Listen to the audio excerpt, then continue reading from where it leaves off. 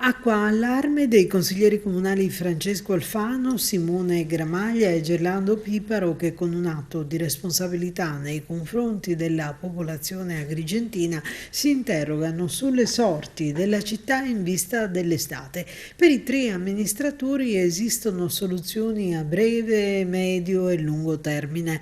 L'efficientamento e il potenziamento delle fonti idriche esistenti, quali pozzi e dissalatori, il rifacimento delle reti idriche. La celerità delle azioni, affermano, eviterebbe sicure emergenze di carattere igienico-sanitario e di ordine pubblico.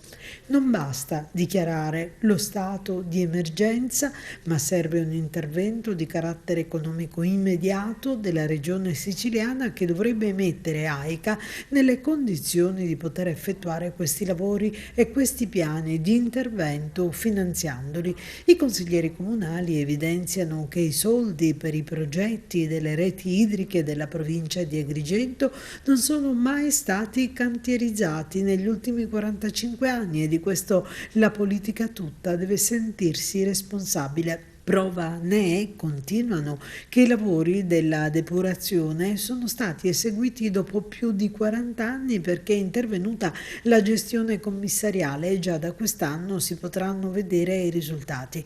Ma bisogna fare presto, concludono, con investimenti, programmazione e risparmio di acqua, con regole ben precise e interventi mirati, anche con gestioni commissariali immediatamente operative e pronte a dare risposte alla cittadinanza.